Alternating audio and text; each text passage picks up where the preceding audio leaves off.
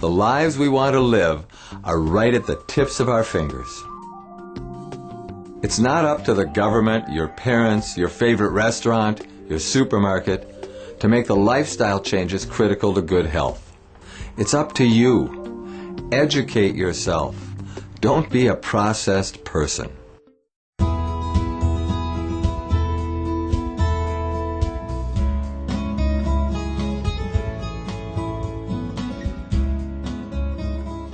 Hi, today we're here with Jeff and Sabrina Nelson, the makers of the new DVD, Process People, and also Get Healthy Now. And they also have a great website, Vegsource.com, and we're going to talk with them today about how they got started. Thanks so much for joining us. So how did you get started? What made you decide to become vegetarian in the beginning? John Robbins. We read a book. I heard John interviewed on the radio, picked up a copy of Diet for a New America. I read it. I like to say I've been vegetarian longer than Sabrina. 2 days. 2 days. Oh, okay. Because I read the book first. Okay. And I was just struck by the health arguments in the book, and I thought, wow, I'd already sort of cut down on meat and chicken and that sort of thing. And I said, well, I'm just going to go all the way to vegetarian.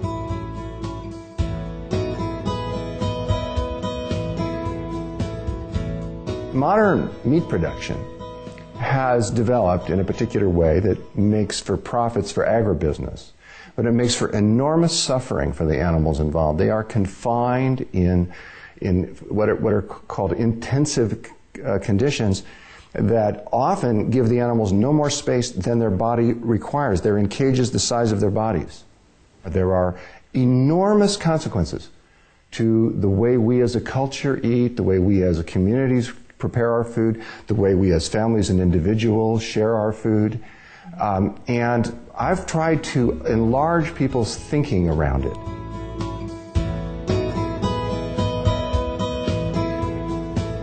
Sabrina, on the other hand, when she read the book, what did you get out of it, Sabrina? Well, I had pet chickens as a kid. Oh. And my chickens were so smart and so incredibly affectionate. And they would wait till I got home from school to lay their eggs, and I would have to sit next to them and pet them. And they would talk to you, they'd follow you around. They were very, very affectionate animals. But for some reason, I didn't make the connection between these wonderful creatures and the ones that you get in the store that are inside a wrapper. It's like, okay, those are different. Those are different kinds of animals. Those are different chickens. Those are not like my chickens. Right. But John Robbins made the connection. No, these are like the ones I had, only these have been terrorized and abused. And they're not different, they're the same. It's just the way they've been treated that makes you perceive them as being different. So it was about the second chapter. I didn't even have to finish the book because I recalled back to being 9 years old and having these incredibly loving beings in my life, and it's like I can't be part of that. That's great. And then now you're vegan, Chris. Yes. Sabrina and Jeff are not the only members of the Nelson family that are vegans. Let's meet their two lovely daughters, Nina and Miranda. How long have you been vegetarian? My whole life. And vegan as well? Mm-hmm. That's great.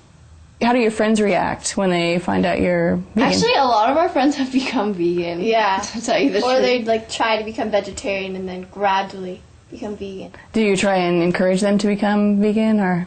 Well, we don't really tell them oh, you should become vegan, because we're not pushy like that.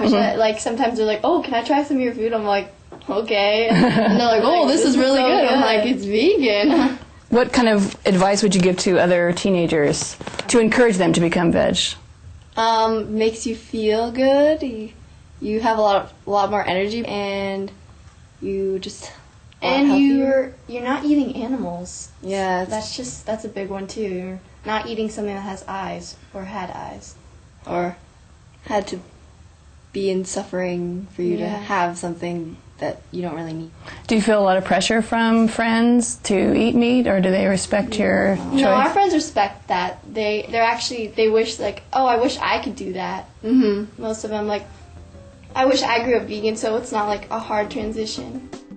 Dr. Sandeep Gupta is a medical doctor from Queensland, Australia. Dr. Gupta is a member of the Australian Integrative Medicine Association and the Australasian College of Nutritional and Environmental Medicine with a special interest in vegetarian and vegan nutrition. Dr. Gupta was asked if a plant-based diet provides enough protein and nutrition to sustain healthy living. Protein can be found from a variety of plant-based foods. Okay, so we're talking about nuts and seeds, talking about legumes, which includes lentils, chickpeas, soy products, etc. We've got other kind of superfoods like spirulina, chlorella, blue-green algae. We've got other protein supplements we can take in the way of hemp protein or kind of a carob protein or a rice protein. As you can see, and even whole grains have a substantial amount of protein in them.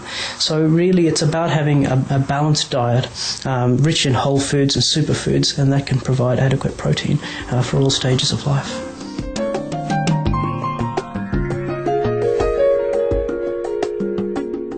Schedule is we do Pilates around 3 times a week. Mm-hmm. We do ballet for like 3 or 4 hours a day. 3 or 4 hours a day. And once we get home, we do our homework for a long time. And we're usually up till midnight doing that. Wow. Yeah, and then we get up in the morning and go to school again. So what time do you have to get up in the morning? 6:30. Oh. Don't be a processed person.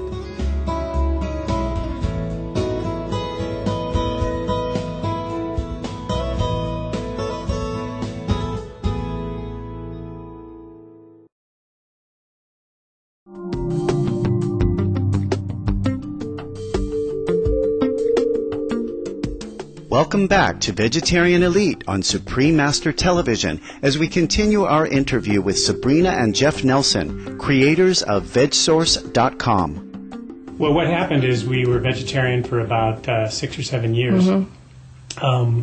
Sabrina got a diagnosis for an autoimmune disease called relapsing polychondritis. Mm-hmm. And it's where the immune system attacks the cartilage in the body. It started in her ears, and first she thought she had a bad sunburn. Or you think it's allergies, Right. It's a strange thing, so it's not like you think, oh, I have an autoimmune disease. It's the last thing when you're in your 20s that you're thinking of. Right. And so she ended up in the office of a rheumatologist here in town who told her what it was. And for about a year, she had the recurrences. She was treated with prednisone and was told there's, nothing we can do to cure it, but we can teach you how to live with it. And wow. so one of the times we had just gotten back from vacation, Sabrina was having an episode. It's called relapsing polychondritis because it recurs every couple of months, and she would just pretty much lay down for a couple of days when that was happening.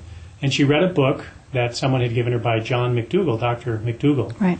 And he talked about dairy proteins and how they can, certain autoimmune diseases like lupus and arthritis, that dairy can have a really profound impact on confusing the system. So Sabrina came downstairs reading this book and said, you know what, we're vegan. Or I'm vegan. I said, well, I guess if you're vegan, then I'm vegan too. 3 weeks later, she went back to see Dr. Bluestone, who's the rheumatologist, and her SED rate was normal. The anti-nuclear antibodies weren't present. In other words, there was no activity. After 3 months of going back each month and having the test, he said, you're in remission. Wow. So that was 13 years ago. And no signs of it since. No.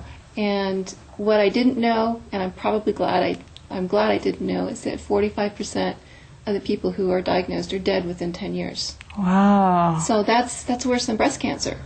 Yeah, wow. Scary. It's a scary disease. It's very disfiguring. It's a scary, debilitating, painful, and it's a miserable 10 years. This is, 10 years of a steady decline until you die. And if the disease doesn't get you, the drugs, the treatment that they give you can be so bad that they make the you side go blind. effects are awful.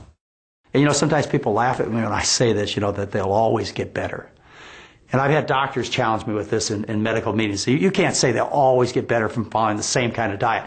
And you know what I ask them? I say, how many patients have you asked to quit smoking who haven't gotten better? Raise your hand. Tell me about what? Never a response. How many drunks have you taken off the booze who haven't gotten better? Well, no one has an experience other than they always get better. Same thing with the food. You change it from grease to starch, and people always get better because you change it from wrong to right. It always works. It's that profound. So you must have, when you found out the vegan diet, helped you, you must have wanted to tell everybody. Exactly, and that's what we did. We started Vegsource.com, our website, really as our form of kitchen activism. You know. And we could teach as we learned ourselves as well. Right. You know, it's been a really, I would have to say, really fun 13 years where you're constantly learning something new. There's always some new recipe or food to try. Mm-hmm. And when people say, oh, vegan diet or vegetarian, it's so limited. I say, well, how many animals do you eat? How many? Right. You eat pigs, chicken, fish, lamb, maybe duck occasionally. You walk into a store and there's a zillion vegetables. There's many different kinds of beans. You go to a farmer's market, there's like, how can you stand limiting yourself to just eating a few animals when there's so much that the world has to offer? Right, and without hurting anything. And so what kind of things are on your website? Oh, we have news, we have recipes, we have... What's really nice is the community of people who want to learn more about eating, vegetarian diet, a healthy diet. Mm-hmm. They're not all vegetarians, but there's people who want to learn about it. So we have nutritionists, we have recipe gurus who can take any regular recipe and veganize it, tell you what to substitute to get the same that's thing. Great. We've got veganism experts and sort of the ethical side of it. We've got medical doctors, people who reverse heart disease. Yeah, because there's a lot of reasons. There's people who want to be vegans for ethical reasons. There's people who want to be vegans for health reasons. Mm-hmm. There's people who want to be vegan for environmental reasons. They're all good. And we basically support reasons. all Yeah. the many good reasons for shifting towards a plant-based diet. That's been our mission from day one.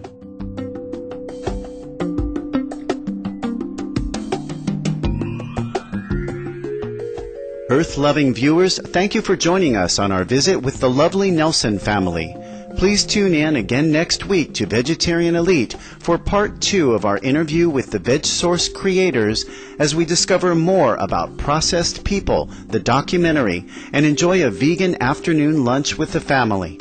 Coming up now is Between Master and Disciples, here on Supreme Master Television. May all the wondrous fruit and veggie colors of creation light up your life and delight your palate.